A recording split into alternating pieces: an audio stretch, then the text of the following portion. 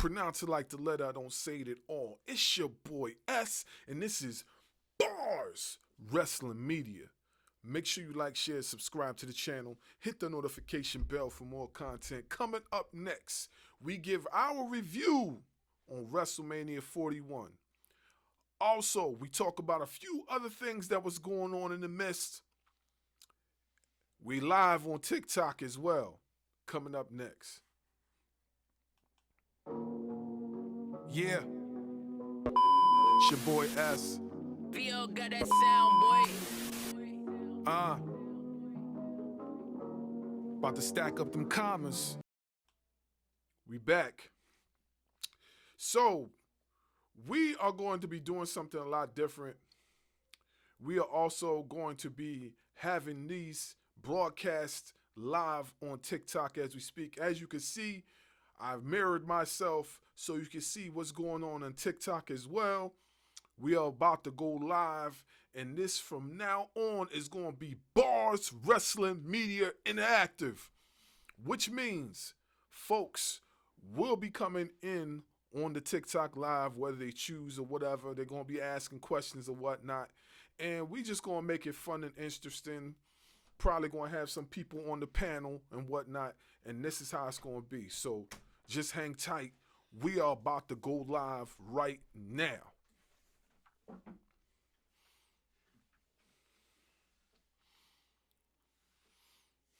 Yeah. You know what time it is, folks.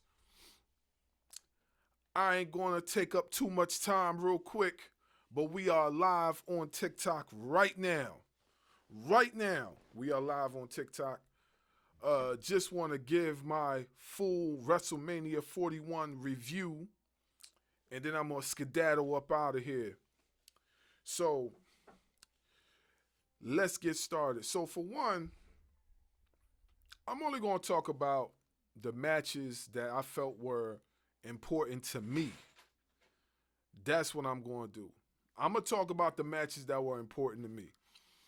If you do come in on the live and you come up on the panel and you ask a question concerning WrestleMania, I will answer them as follows. But for right now, I am definitely going to just speak on what I felt was necessary to speak on. So let's talk about, first and foremost, let's talk about the Tiffany Stratton versus Charlotte Flair. Tiffany Stratton versus Charlotte Flair. Now, I briefly touched on this with a few others on the live. If you was following me on the live yesterday and day before yesterday, you know that I was talking strongly about what was going on in that match. And I'm going to be honest with you, that match was cringeworthy. It was cringeworthy. Thanks for the likes, Certified Hustler. Thank you for the likes. I appreciate it. That match was cringeworthy. I'm not even going front. I'm sorry. Look, as far as Charlotte Flair, she's phenomenal, right? But I do feel that at this point of her career, there is a disconnect. There is a disconnect somewhere between her in the locker room and between her and the fans. Certain fans, not everybody. I don't know if it got something to do with her age, because like I said before, she's not a spring chicken.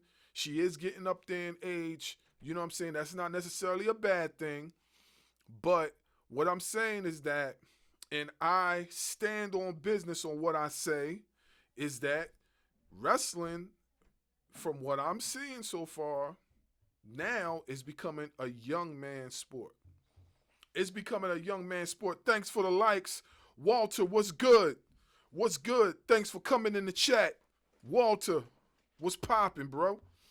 Hey, back to what I was saying, right? So I do feel that it's becoming a young man, young woman sport, meaning that people that have been in the wrestling business for such a long period of time, they're starting to cut out a lot earlier than what they used to. You know what I'm saying? If they can't go to the standards that they want to go, they cut out early. And there's nothing wrong with that. The Rock did it. The Rock did it. You know what I'm saying? Ric Flair should have did it, but he didn't. And there's others that did it, you know, so there's nothing wrong with that. You want to preserve yourself. You want to preserve yourself so then you could be able to do other things.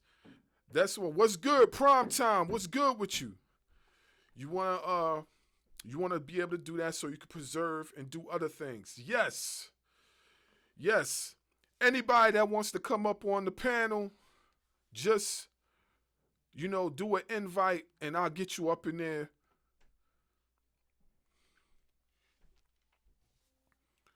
OTR, what's good, fam? How you doing? What's good? What's good? What's good? We are live on TikTok and on YouTube. You know what I'm saying? I'm just giving a brief review on the Tiffany Stratton joint. We just gonna break down certain matches. I'm not reviewing the whole entire WrestleMania card because I do want to watch Monday Night Raw. So I'm just gonna run through these joints real quick. Right now, we talking about Tiffany Stratton and Charlotte Flair. What is your thoughts on that match? I thought it was super sloppy. I thought both women, to be honest, I thought both women brought some really good intensity to the match. But I just think it was super sloppy at a lot of points. And you could tell that Charlotte was low-key sandbagging Tiffany during parts of the match. You could hear them. I don't have a problem with spot calling, but it looked like it was moments in the match that was like, okay, what do we do next again? Do we do this next? Do we do this next? So, in my honest opinion, I didn't enjoy the match at all. I was literally watching the match like, please don't mess up, please don't mess up, please don't mess up. And, it was the right outcome. That's what I could say. Tiffany definitely needed to win. And, it was a sloppy match, but it was the right outcome, so I can't really be that mad, honestly. Yeah, I agree with you. And I definitely touched on a few things. Like I said before, Charlotte Flair, some might disagree, some might agree. To me, she's been phenomenal most of her career. But I do feel like there's a disconnect between her in that ladies' locker room and her and the fans at this point of her career. I don't know, it seems like once she had got injured and then she made her return, it's like it just been something that has been off. I don't know what it is right now. It's just something that's been off with her, and I feel like, to me personally, the right move was Tiffany Stratton to win the match. But honestly speaking, people could have got hurt. And I believe Tiffany got hurt. It looked like she lost a tooth, but then I seen a picture of her. She didn't lose a tooth, but she definitely had a bruise on her forehead or something like that. Yeah. So at the end of the day, man, I just feel like, that match was very sloppy. It was unsafe. I'm just glad they was able to walk out of there with all limbs attached, because it could have went otherwise. You know what I'm saying? So I'm glad that occurred, But we gonna keep it moving, and we gonna get to the next match. Before I get to another match I want to talk about, Walter, what's good, bruh? Yo, what up? What up? What up? What up, bars? What up, OTR? What up, bro? What up? What was your thoughts on the Tiffany Stratton Charlotte Flair match? Real beef, poor execution, and there was no chemistry whatsoever in that match. Right. It was more of two blonde women just catfighting throughout the whole match. Yeah, that's how I looked at it. I just told OTR, I said, I'm just glad everybody was able to walk out of there with their limbs attached. And, you know what I mean? They might have had a few bruises here and there, but I'm just glad they was able to walk out with their limbs attached, because that was rough to watch. That was real, real rough to watch. But we going to keep it moving. I want to get back, continue with the ladies, and talk about the Jade Cargill and Naomi match. Jade Cargill and Naomi. Before I give my opinion, OTR will start with you first. What was your thoughts on that match? It's okay. I didn't hate it. Jade is not bad, but Jade is like, she's okay, but she's not doing nothing that's like, oh, it's like she's just stuck at like a middle ground. And you could tell Naomi was definitely trying to help her. It was like parts throughout the match where she was telling her like, okay, do this, okay, do that. She's like helping her lift her feet over.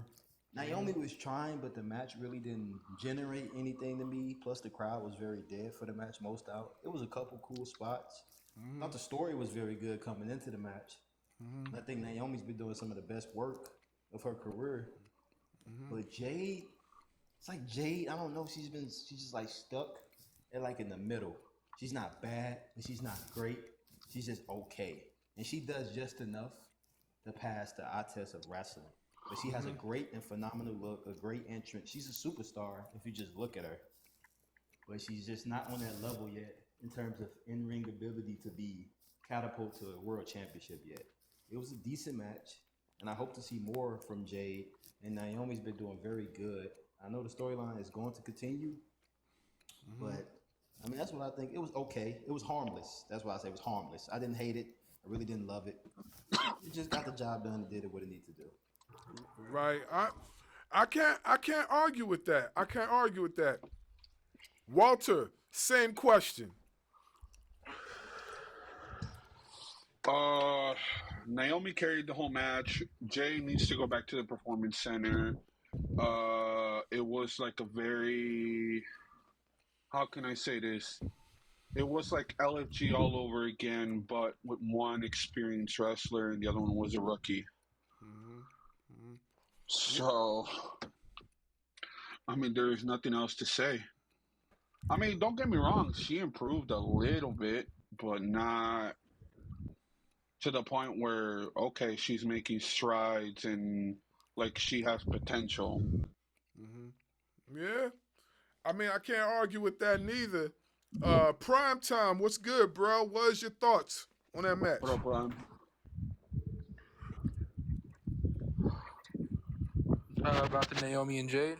Yeah. I personally think Jade needs to go to NXT with the way she worked. I think Naomi carried that match, agreeing with everybody else, of course. I just think it was lackluster. Like, it should have been no holds barred or something like that. Yeah, but that's pretty much all I got to say about that. Yeah, I don't know. I agree with everybody on the panel. I don't think it should have been no holds barred though. I think, and the only reason why I said that is because I started to see chinks in Jade's armor once it got into the trenches of the match, the closing parts of the match. I started to see a lot of, errors here and there. And don't get me wrong, I seen a lot of like errors throughout, but they wasn't as visible. You know what I mean? And I believe Naomi got injured in the match. She got injured in the match. I believe she did. That's what this post that said. I don't know where the post was from, but they said that she got banged up pretty bad. At that power bomb, the part where she had the power bomb, and you could, and then you could tell when that was taking full effect as far as that power bomb setup. If you look at Naomi's face, she looked a little bit unsettled. Now I don't know if she was working the match and making it believable as possible. But to me, that didn't look like a work. That looked like I hope she don't drop me on my head type of thing. That's what it looked like to me. You know what I'm saying? And that's not to take nothing away from Jade. I just feel like, there just need to be a little bit more work put in, like from a fan perspective, you know what I mean? You don't want to see these guys get hurt. They're already risking their body enough. You know what I mean? Diving over the ropes, doing all types of stunts. Even though it's choreographed, it doesn't mean you can't get hurt. But yeah, that power bomb looked pretty vicious. I mean, So Jay, do you not think that match should have had a stipulation? like what type of stipulation? Like, well, because I'm thinking like, if you shove me in the motherfucking car, uh, forget the countouts, forget all the all the rules. I'm crashing out. Yeah, So I don't think Jade's ready for that type of match though yet, just yet. You okay, know what I all mean? right, I Could- feel you. I feel you. And my only reason is that if she gets into that type of match, it's a little bit too free with her. At right, you know what I mean? She needs to be worked up to that type of match. She needs the restrictions right Gotcha. now because Got you. they were also calling spots in the match as well. You know what I mean? We talked about Charlotte Flair and Tiffany calling spots. Naomi and Jade were definitely calling spots in between. They didn't do it as much as the other two, but they definitely called some spots, and I peeped it.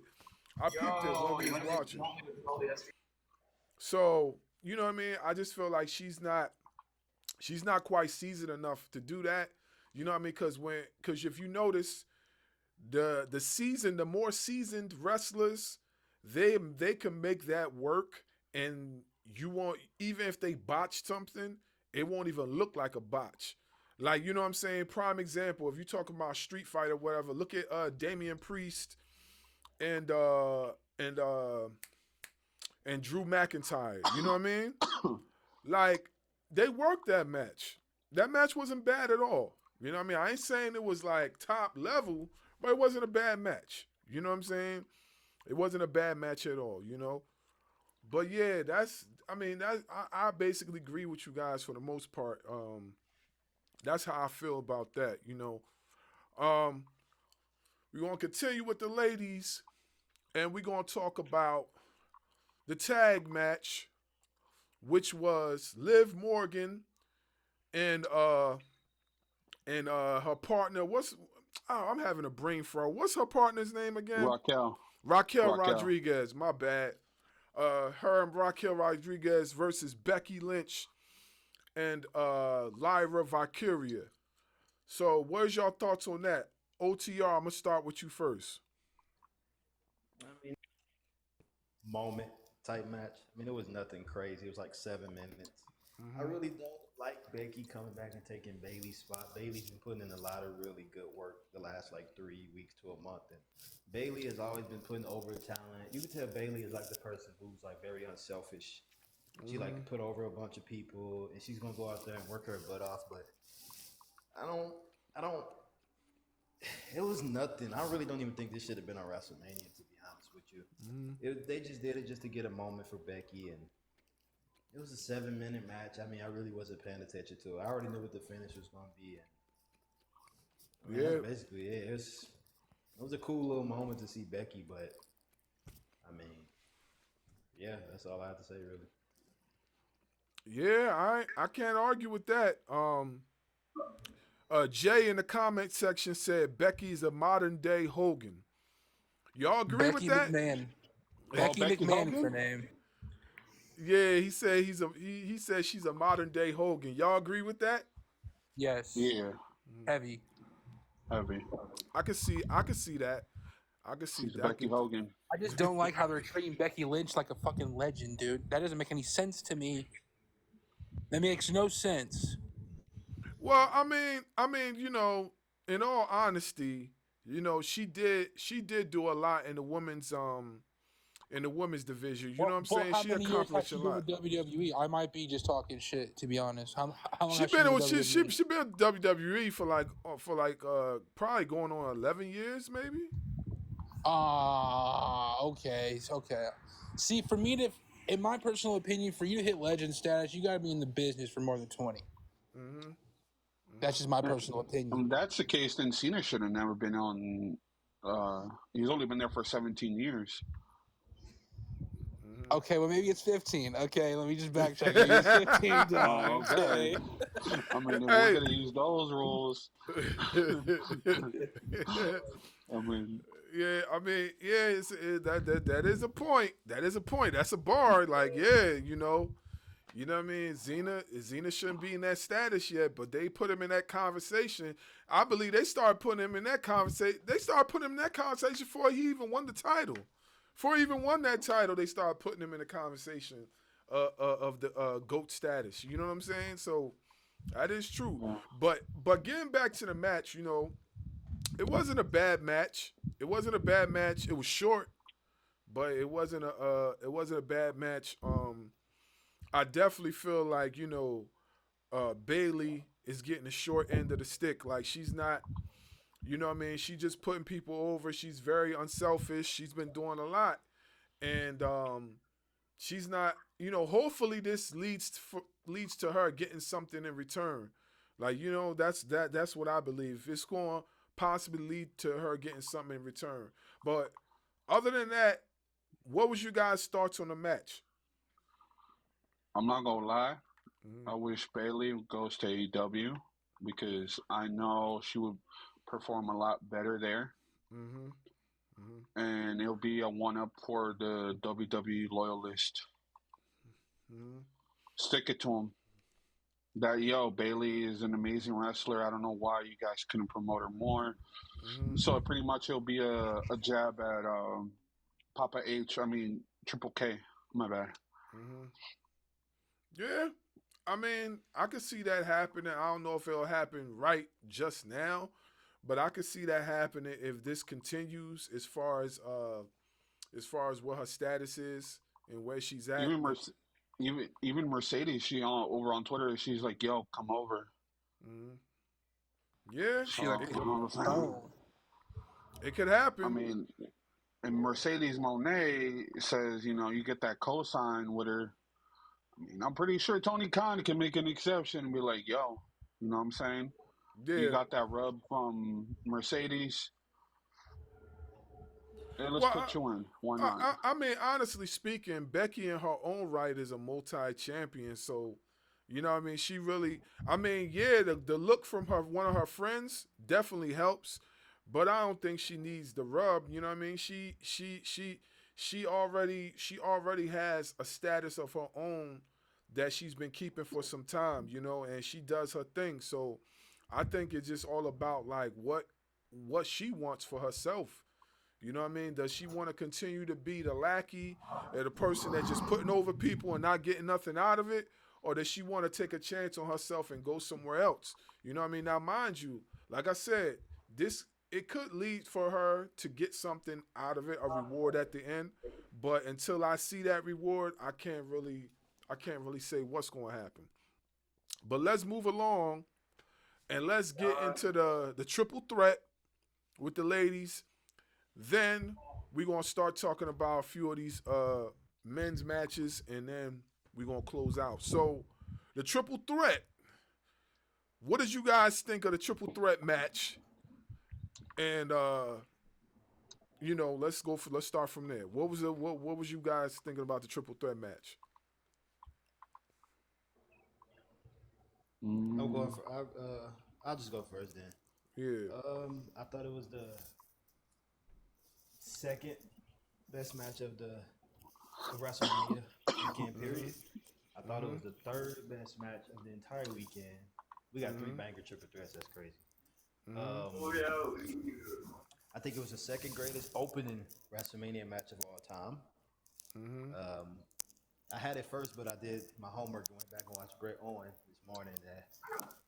That's number one. But three ladies, it was a great match to watch. It was high energy. Everybody just clicked. They were just flowing.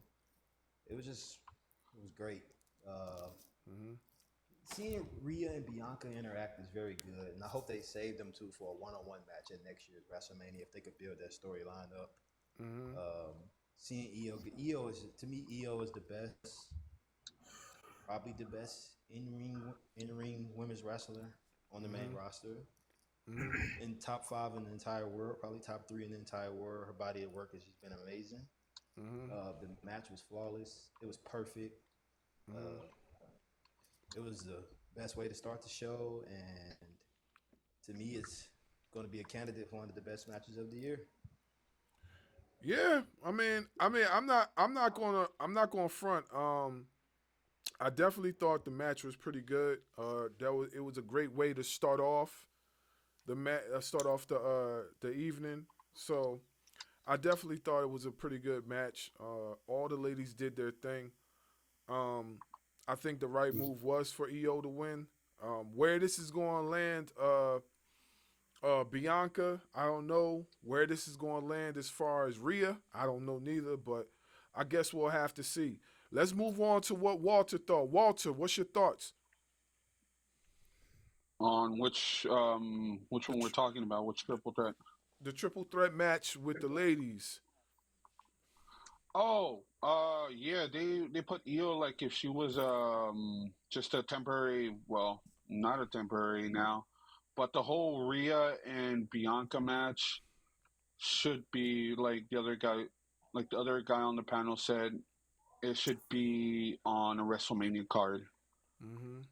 Mm-hmm. That me personally, Bianca should hold the title and then Rhea takes it off of her. Mm-hmm. You know, just give her that full run that Bianca needs, and then pass it back to Rhea, Mm-hmm. and then I don't know. We'll go from there. Yeah, I believe that's going to happen. Before you go, Crash God, I'm gonna let Primetime go, but I want to say something real quick. So Jay Styles in the comment section, he said that they are going to shift Bianca into the Jade Cargill storyline. I believe They that. will. I believe that is Yeah, I definitely believe going to that. happen. And it's probably going to end up being a triple threat match for some odd reason. I don't know why every time trios have problems, it has to end in a triple threat match. Because not every trio needs a triple threat match. I'm sorry. Yeah, That's how Naomi's gonna rat out Bianca, and then that's when the whole shebang. Oh yeah, I already know Bianca has something to do with it. Like she looks untrustworthy as fuck in the face. Like I know for a fact has something to do with this shit. Most likely she do. It just hasn't been revealed as of yet, but most likely she definitely has But something to do me with it. personally, oh yeah, my bad. You can go first before me. Nah, go ahead. We gonna make it quick. I want to run through all the joints. Then I'm gonna get to prime time. I want to run through all these matches real quick so I can watch Raw. So go ahead. Personally, I really didn't watch any match for WrestleMania except for just one. I just wanted to see the GOAT, not my GOAT for corrections, for those people who don't understand. The GOAT win number 17.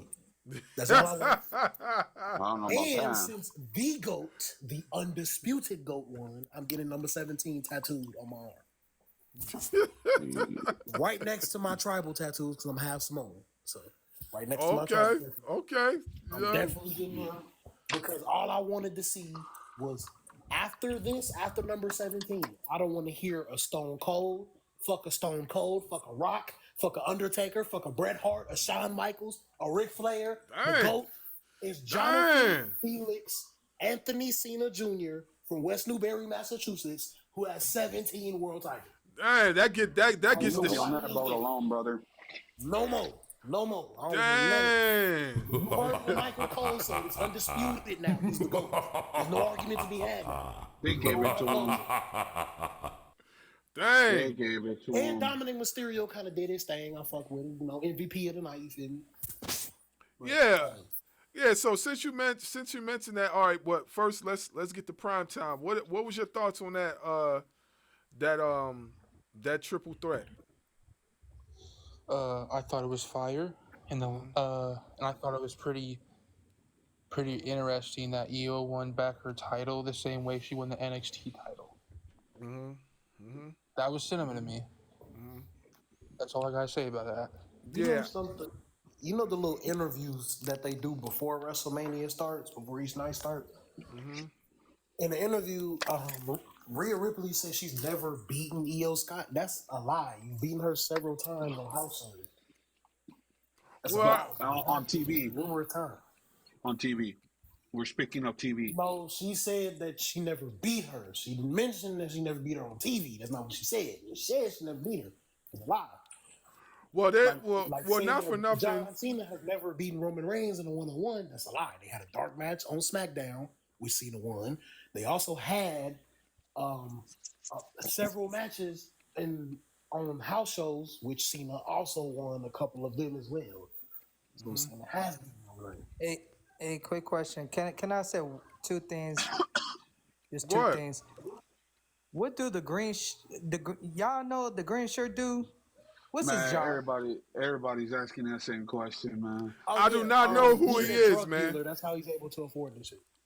That man got No, to I'm be 10 saying times rich. No. From what I was talking to my other colleagues about it, they were saying that he works as social media for the WWE. No, he's a paid actor. Because I asked Triple H, because I had seen him at like a some autograph thing, meet and greet like years ago. He's a social I media was guy. like a little kid. I was like a little kid because this man has been. I'm 23 years old, and I am a wrestler now. And this man has been appearing since like 2005. He's a social media guy. And I asked him, and I remember Triple H had long hair then, so I think this was like 2012, 2011. And then my second question, y'all, is that why Tiffany and Jacob Fatu got the same move, the same moonsault and everything. I think they're low key dating on the background, bro. Can I say this? As a person that's half black and half Samoan, I want to say this shit. Please stop having Samoans copy Umaga. It's getting annoying. Stop it. Stop it. It's getting annoying. Well, you And gotta stop talk. putting Well, you the got. Samoan drop and stop putting the Samoan drop in every Samoan's arsenal. I don't even use it, and I'm half Samoan. I don't use it. Yo, but listen, but hold on though, hold on. You got to talk to your peoples about that because most of the people that are copying, but yo, hold on, bro. Most of the people that are doing these moves, they're related to Umaga. That's his family. So if they There's doing it, is it really? There's Samoans that aren't doing it that aren't related to Umaga. Like now my people, I'm from LA, so a lot of my people are from the Booyah tribe. And we have a couple of people. Shout out to the Booyah tribe. Shout out to I know about them. We do have a close relationship. To the Anunnaki family, and we cool with them. And shit. But what I will say is this: Samoa Joe does a lot of shit Umaga inspired too, and he ain't related to none of them niggas. I think he's half Samoan, I believe. Every Samoan. Joe's Samoan, full Samoan. Joe is a full blood. I'm a half breed though. Okay. He said half breed. No. From last time that I read that Samoa Joe is Samoan to some capacity, but I didn't know he was full blooded. Yeah, he's full Samoan. Yeah. One thing that I hate about being a half breed is that since my mother is African, right, and I look like her because I'm a boy, and most likely boys more often look like their mother than their father. I don't actually look in the face. I don't bring too much looks. Paul Heyman. I mainly look just African. Oh, okay. What part of Africa? What part of Africa, if you don't mind me asking? My grandparents are from Zimbabwe, South Africa. Okay, yeah, my fam is Nigerian, fam. So I'm a half breed too, bro. So it's all good. I know this is off topic, but is it just me or does grape juice taste like blood? I don't know about that, man. I don't know about that, brother. Yeah, I might have to ask Gangrel that question because I don't know. I don't know about that. Yeah, man. Nah, I'm good. Do people remember Rene Dupree? Yes, I remember Rene Dupree. Carlitos is hilarious, That bro. nigga, I ain't gonna cap. When I used to play the Raw vs. SmackDown game, that nigga used to, for some reason, be unbeatable. I don't know why. Yo, it's funny. This Carlito, they're showing right now, try to hit on Raquel. And I'm like, yo, chill, Carlito. Yeah, I know you like the big women, but I mean the tall women, but chill. I got a question for everybody. Yeah. So, what do you think? Oh, by the way, Raw started. Just saying. Yeah. We're gonna try to wrap this up. Go ahead, bro. Okay, so I had a question for everybody because I've always wanted to know this. What are two requirements that someone needs to have in order to be in the GOAT conversation? For me, it's at least 10 world titles and at least 10 years as number one. Well, all right. So All right, I'm gonna answer that question. So, and then we're gonna move on. I want to run through the rest of this stuff. All right. So, for me personally, it's like this. Uh, and this was brought to my attention a few times as well, right? So, world titles, like we all know, like you have to be booked to win a title. You just don't win the title. This ain't UFC. This ain't boxing. This ain't, you know what I mean? This I ain't no, understand that, but how yeah. many times did they trust you with the fact that they trusted you with that for 10 times or more means something. And yes, your achievements in the wrestling industry, like how many championships you won, do matter, in my opinion, No, for no, the company. no, they definitely matter. I'm not even denying that. But like I was trying to explain, right? You know, cause this question, funny you say that, cause this question was brought up to me before on a different live, and I'm gonna just stick to what I said before. Like, you know, we all know these guys get booked. So right, you're right. How many times were they trusted to get booked to win the title? That can be factored in. Also, their connection with the crowd, their connection with the fans. Are they a locker room leader? You know what I'm saying? Or they are they quote unquote a company person or this or that. A lot of those things play a big factor into them being in the GOAT conversation, because sometimes certain narratives can be placed on you, and you could be taken out that conversation quick. You know what I'm saying? So Yeah, like you have to factor in all those things, like what have they done, the accomplishments. You know, are they always was a fan favorite? Like all those things matter.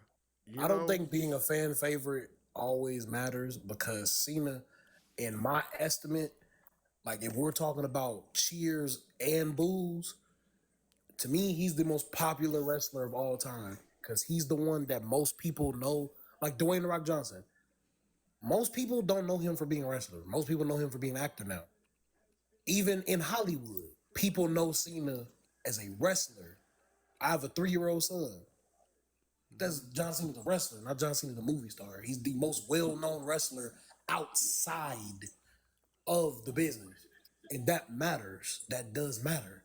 And at the end of the day, right, I think due to that, the only other person that I may accept you saying is the GOAT is Randy Orton. I'll accept that if you said Orton. If you say anybody else, your ass tripping. So for me, Your ass tripping.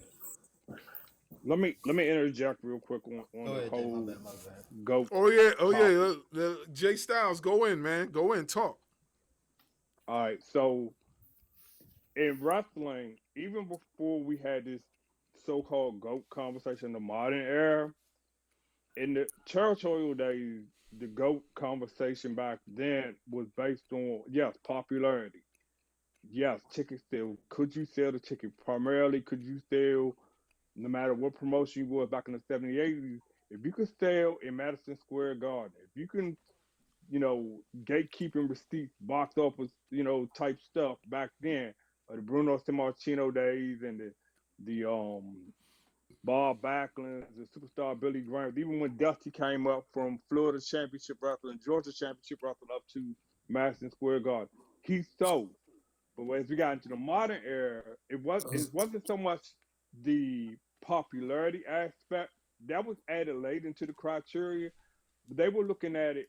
How many memorable moments? How was each title reign defined into your character's legacy? What I You know, will say how, is how this, many right? how many creative About things have you done during yeah, your title reign? If you look at yeah, Ric Flair, primarily, if you go back on YouTube and watch some of Ric Flair matches in the NWA Jim Crockett promotion era yeah. before WCW was bought by Ted Turner, he was primarily, although he was associated with the Four Horsemen, and before he was titled the dirtiest player in the game, he was considered one of the greatest grapplers of his generation. He was I a technical actually, wrestler me grappler, per- which started the conversation of him being the greatest wrestler and the greatest of the GOAT before the 16-time title reign, 14 in the reason NWA, why I feel WCW, like and Ric Flair, I fuck with Flair, but I'm gonna have to critique him a little bit, right? I don't feel like I never really felt like he was one of the greatest grapplers of his generation. Because you are forgetting that Ricky the Dragon Steamboat was also in his generation. Bob Backlund was there. Stu You Hart. asked him a specific question, Crash Scott. Let me finish. The Let me finish. father Let of me Bret Hart. finish. Crash. Let me finish, bro. My bad. Let me finish. You asked a very specific question, and I'm trying to break it down based on generation to generation. Okay. I was asking you what in do this you modern consider? era, in this modern era conversation pertaining to how you would define it now, even though John Cena broke Ric Flair's record. If you look at the matches that John Cena has had in every pay-per-view he's touched in, excluding, not including, but excluding WrestleMania, he has had a pretty good win-loss record for one. Outside of his stuff in Hollywood, outside the Make-A-Wish impact that he's done for the last 25 years, those things are on the social media aspect. In the ring, performance-wise, yes, he was considered a locker room leader. He did have the torch passed on by The Rock, by The Undertaker, by Brock Lesnar. The torch was passed on to him So how the as a fuck did Brock locker room Lesnar pass leader. him a torch and they start at the same time? I'm saying that's part of the criteria in which I'm agreeing with you on that aspect. But you also have to look at it from a marketing aspect too. Did John Cena's marketability and credibility elevate the overall success, not just with the WWE, but with wrestling fans that started off as casual wrestling fans into diehard wrestling fans? That's the impact of a GOAT. I've Like, known for example, so many people who were just casuals who became hardcores because of people like Cena and Orton and things like that. But I don't know the exact number of how many people became hardcore because of Cena.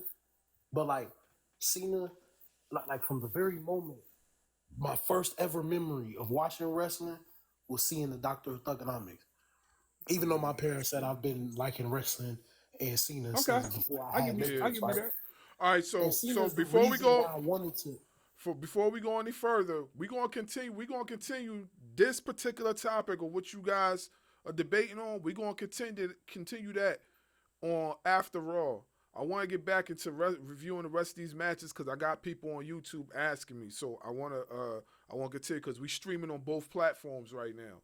So I'm going to skip over a few other stuff and I want to get straight into the two matches that matter the most as far as this pay-per-view. First, I want to talk about the triple threat with Roman Reigns, CM Punk, and Seth Rollins. What was y'all thoughts on that? OTR, go first. Honestly, like I said, I think it was the best match of the weekend. It clearly saved night one from being an absolute disaster. All three men just see. This is what happens in a company where you present these guys as superstars, and this is the result you're going to get. It was a flawless match, great storytelling. Um, it was great. Punk, it was great to see him kind of had his old school gear on and the video package and seeing Living Color perform was nice. Rollins' entrance was nice. Seeing Roman entrance was funny because it's like, damn, Roman's like alone, like he's by himself, like. Yeah, it looks Cody, weird, right? it looked weird. Yeah, and Cody predicted it last year. You're gonna be nothing. Like everything is gonna. I'm gonna take everything away from you. And then he comes in alone this WrestleMania by himself, and just the dynamic of seeing how Paul Heyman is like such a great actor too. Just seeing how the dynamic of how Roman would look over at Heyman when he had like the Ula Fala in his hand, he's just looking over at Heyman like. And then I think they executed the ending very well. And I like how when people don't realize, like when Paul Heyman low blow CM Punk, he was kind of like so sad. He like, oh, I didn't want to do this. You made me do this. You put me in this position. But then he low blow Roman, and he's just like, I got you. But I don't blame him because Roman really just used Paul Heyman. Like honestly, Paul Heyman was getting tortured last summer by Solo, and then where was Roman to be found? He was calling him. He was going straight to speed dial. Roman doesn't like. this whole I get where Paul Heyman's coming from. The reason he low blowed those two because they put him in his position. They're basically using him. And so he's like, okay, I'm going to use both of you, and I'm going to help this man win. I thought they might do it, but I didn't expect them to actually do it. So to see them do it was nice, and it was a great match, great ending.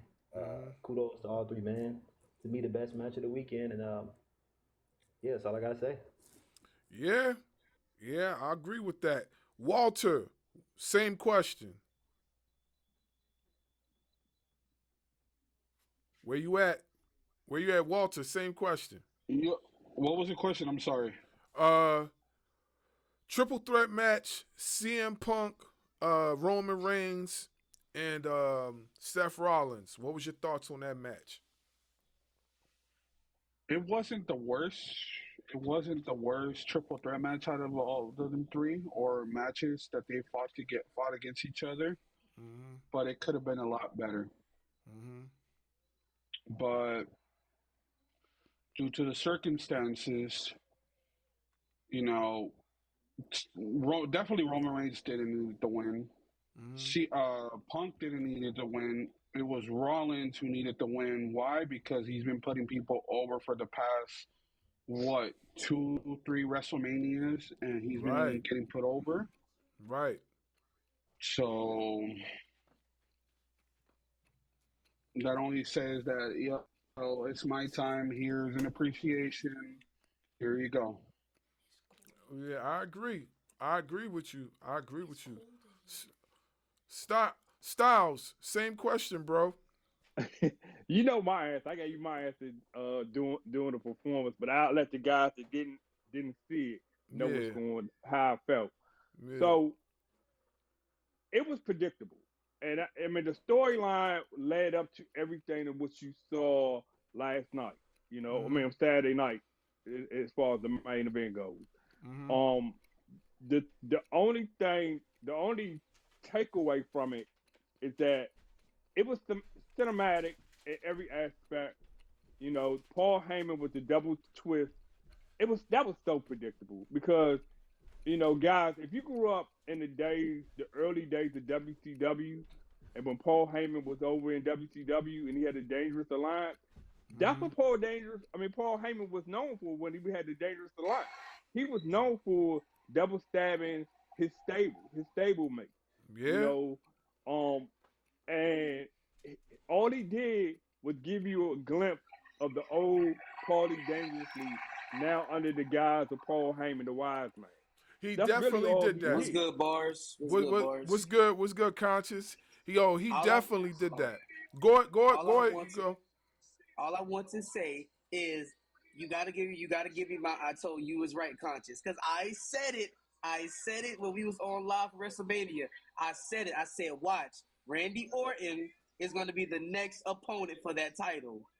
I said that too. I said that to Bars yesterday, because I'm still here in Vegas. I'm backstage now in T-Mobile Arena. I'm sitting in the locker room area where a bunch of monitors that don't have any Netflix commercials going on. So this actually the T-Mobile audio and video playing like as if you were at a hockey game or something at T-Mobile Arena. So John Cena and Randy Orton at Backlash in St. Louis is going to happen only because it's Randy Orton's birthplace. It's his birth. You got to have Randy Orton in the mix. But that's not going to be the only time those two are going to wrestle concerning that. But getting back to the point about the triple threat main event for Saturday night with those three.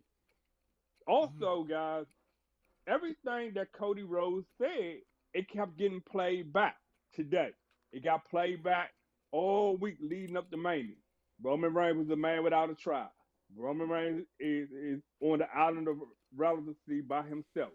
You know, he's and also you have to take in mind what he said when Paul Heyman got inducted to the Hall of Fame last year. He said if he has to go out to any match like WrestleMania, this will be the last time you will see Roman Reigns. But it's not going to be the last time. You won't see Roman Reigns at least for a good 3 months, give or take.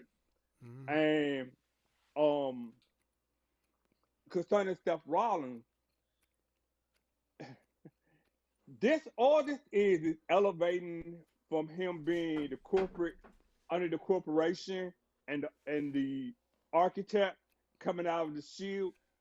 He actually is going, like Paul Heyman said on the Pat McAfee show, he is going to help elevate Seth Rollins, similar to Roman Reigns being the tribal chief.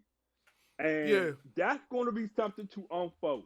That's going to be something to watch very carefully, because I can see under Paul Heyman's influence backstage, as far as the creativity of the character transformation or upgrade, if you will, I could see something very special about to happen with Seth Rollins for the next 3 to 4 years. Yeah, I Will definitely. he be with Paul Heyman for 3 to 4 years? No, he will not be with Paul Heyman for 3 to 4 years. Yeah. But what Paul Heyman's influence will be significant for the next 3 or 4 years. That if we don't watch with a careful eye, we're going to miss a golden opportunity to see this elevation of Seth Rollins from back in the day in the Indies when he was Tyler Black to when he came to Florida Championship wrestling before NXT, still as Tyler Black before he became Seth freaking Rollins. It's gonna be an amazing thing with this storyline, because that was not the conclusion. There is at least 1 to 2 more triple threat matches between those three.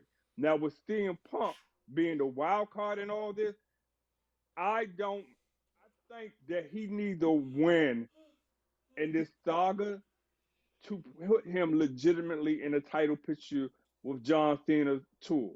Because if you don't have him win at least one match, it's not going to make sense to put him in the title picture. It makes sense to have Roman challenge John at some point during these 27 dates he has scheduled. You know Steph is going to be in the picture because Paul Heyman is now his advocate. So you can, it's going to be a lot of interesting parallels between the three of them coming together. But the X factor to this now, and I know BARZ knows it just as much as I do, the return before the end of 2025 of Jon Moxley to WWE. He will not be back as Dean Ambrose. That is one of the things that a lot of the guys that's left WWE to go over to AEW that's coming back, they are not going back under the WWE name, because that was WWE may have had the rights to the name, but once they release you from the contract and if you sign back with them, you do not have to go back to that name. That's one of the things about this new Paul Triple H era going on, that the wrestlers do not have to go back to their name. So keep in mind that Dean Ambrose, because they keep dropping hints about him.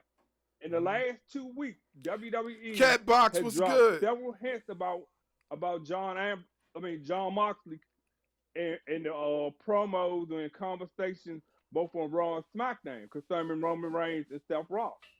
So you can best believe it's going to happen. And that's all I gotta say about that part, BARZ. What's the other match that you want to talk about, man? Well, you kind of just wrapped up everything actually, because like the John Cena and Cody Rhodes match ties right into the whole triple threat situation. You know what I mean? It kind of sort of does. You know what I mean? Both matches kind of affect one another.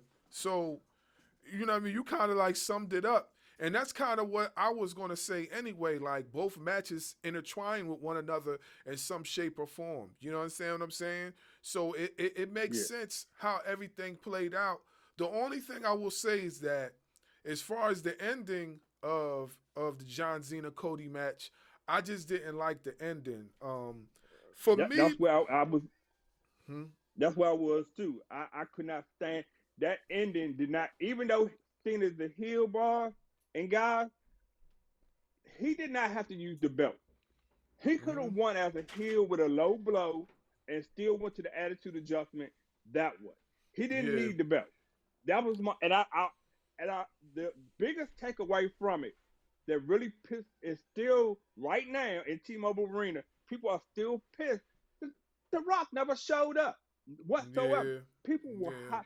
He wasn't even at the Hall of Fame So, Yeah. and he was mentioned last night after, at the road to WrestleMania, but it was like when when um when Tony was making jokes and then Paul Heyman followed up with jokes, it was like the crowd was going ooh. There was no boo. They were like ooh, because it was Yeah. like they were dropping some major shit about The Rock, and it's Yeah. like where the hell because he was supposed to be there, but what they're saying is that when I say they, I mean the WWE and the TKO people that are here.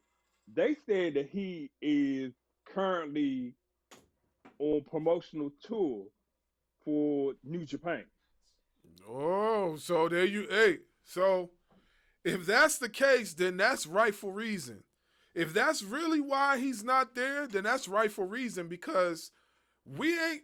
Look, let me just say this, and then I'm gonna break out because I definitely have to watch Raw. Um, let me just say this before we close out on this review of WrestleMania 41. Right, The Rock don't do nothing unless it's gonna mean something. We can hate The Rock all we want, but when Rock does something, it has meaning behind it. Him wearing that New Japan shirt meant something. You know what I'm saying? And then if people were paying attention, see, I follow New Japan Pro Wrestling on Instagram. The New Japan president was reposting that same video Rock did with the Rubik's Cube and the New Japan shirt. The New Japan president was reposting this. Not to mention, Tanahashi is leaving New Japan. Tatanahashi's leaving New Japan. To So come to NXT. He'll be at NXT for at least they're gonna do a Shinsuke Nakamura move with him. Remember, Shinsuke Nakamura was in NXT for 18 months before being called up to the main roster. That's what they're going to do. They're gonna put him in NXT to get him that true U.S. exposure. Granted, he has been in the Forbidden Door. Granted, he has been in the other pay-per-view that New Japan had at Madison Square Garden. Not Kingdom Come, but not Stardom. That other promotion, that other pay-per-view they do. But they introduced their version. But they introduced us to their version of the U.S. title, and that John Moxley won initially before your boy Murder Hawk won it. Well, So y'all that's heard where they going. Y'all heard it Then you also first. got to look at it like this. You got to look at it like this too, boss. Why would you agree to let Natalya go over to Japan if she's still on your active roster? Why would you agree to let her compete in Stardom? Why'd you, she competed in GCW and killed it. I'm still trying to, can somebody send me the link to that GCW event so I can watch it, please? I've been trying to find the link to that all weekend and I could not find it. If anyone of you guys that follow me over here got that link, please send it over to me. I have to watch that match in particularly, and I gotta give it a review, an honest review without watching highlights. I want to see the whole match in its entirety because what I'm hearing about this is that match was 5 stars, and this is the Natalya they want to see in WWE.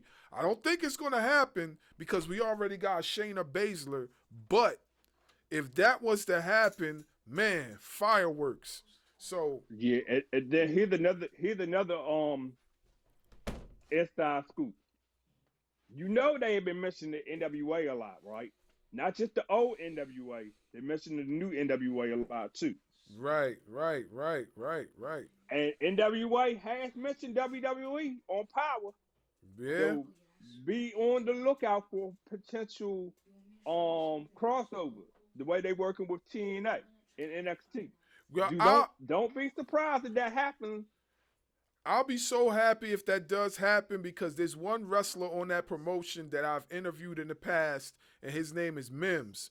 Mims deserves that. If that yo, Mims, I know I ain't spoke to you in a minute, bro, but if you watching this video right now, bruh, you deserve that exposure in the WWE private. We talked about this before when we interviewed you. You deserve that, and I hope you get that. For real. That's sincerely, yo.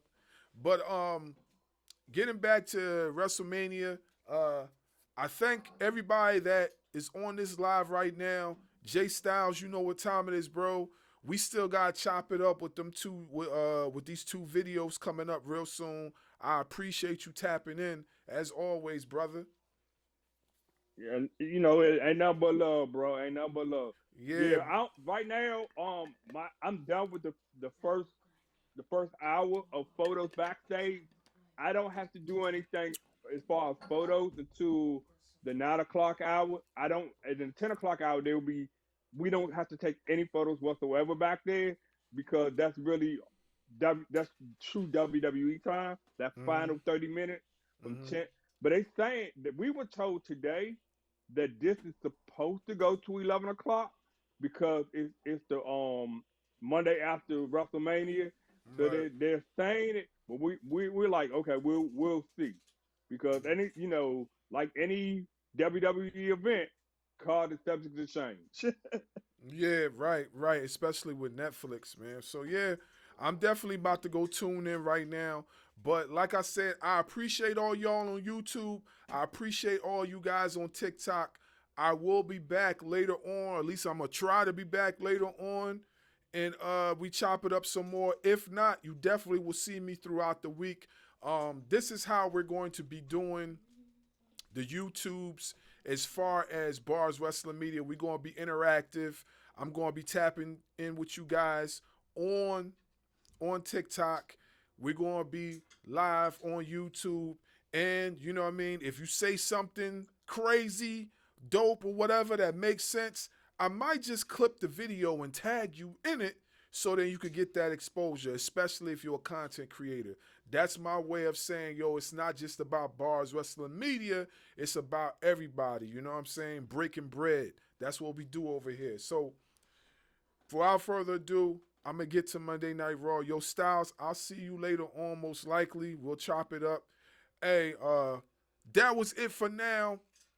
Bars Wrestling Media. We'll be back with another one. Sayonara.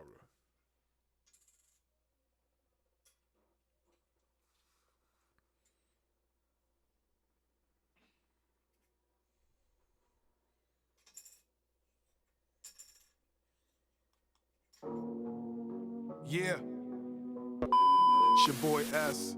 VO got that sound, boy. About to stack up them commas.